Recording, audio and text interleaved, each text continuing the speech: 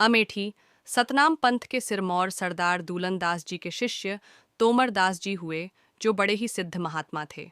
तोमर दास जी के शिष्य गंगा दास ने नागपुर में पहुंचकर एक बस्ती के किनारे अपनी कुटी बनाई और एक कुआं भी खुदवाया, जिसका जल बड़ा मीठा और स्वादिष्ट था। जबकि शहर में जितने भी हुए थे, उनमें खारा पानी था। यह कौतुक देखकर शहर के लोगों ने जाकर राजा से कहा कि महाराज, एक फकीर ने यहाँ आकर अपनी कुटी बनाई और कुआं खुदवाया, जिसका जल बहुत मीठा है।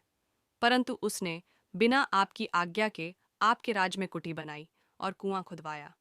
यह सुनकर राजा ने आदेश दिया कि इसी समय उस फकीर को उस जगह से निकाल दो और वह कुआं जब्त कर राजभवन की जल आपूर्ति हेतु उपयोग में लाया जाए। दरबारियों ने जब यह आदेश गंगादास जी को सुनाया, तो वह बोले कि यदि मैं यहाँ नहीं रहूंगा तो जल नहीं रहेगा।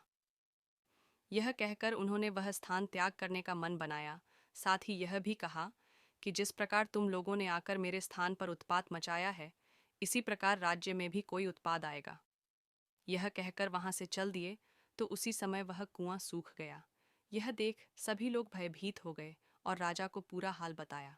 उसी समय बड़े जोर की आंधी आई, जिससे राजा की फुलवारी समेत सभी पेड़ पौधे उखड़ गए, जिनमें से एक आम का वृक्ष, जिसके फल राजा को बहुत पसंद थे, वह भी गिर गया।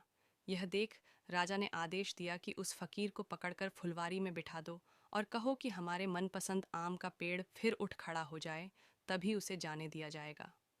सिपाहियों ने गंगादास को ढूंढकर पकड़ लिया और लाकर फुलवारी में बैठाकर राजा का आदेश सुना दिया। गंगादास जी ने रात्रि के समय ध्यान में समर्थ हो जगजीवन साहब जी से प्रार्थना की, बाना की, लाज रखिए, मैं यहाँ पर असहाय और अनाथ हूँ। उसी समय स्वामी जी ने प्रत्यक्ष दर्शन देकर आशीर्वाद दिया कि दुखी मत हो, जो तुम्हारी इच्छा होगी वह पूरी होगी। और अपने हाथ से 2 अशर्फियां गंगादास को देकर कहा कि इससे यहाँ पर साधु संतों का भंडारा करना। दूसरे दिन प्रातःकाल उस गिरे हुए पेड़ के पास गंगादास जी गए और बोले कि तुमको आंधी ने गिराया, मुझको राजा ने पकड़ा, तुम उठो तो हम छूटें। उसी समय वह पेड़ उठकर सीधा खड़ा हो गया।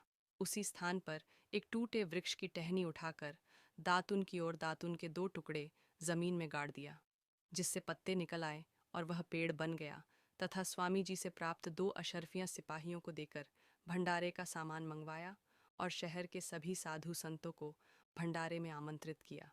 स्वामी जी का नाम लेकर प्रसाद वितरण शुरू किया। जब 5,000 व्यक्ति भोजन पा चुके और भोजन कम न हुआ, तो उसे गरीबों और कंगालों में बेनटवा दिया, जिससे गंगादास जी की प्रसिद्धि पूरे शहर में फैल गई। ये सुनकर राजा ने आकर गंगादास जी के चरण स्पर्श कर क्षमा याचना की और विनती कि मेरे पुत्र को अपना शिष्य बनाइए और इसी फुलवारी में निवास करिए।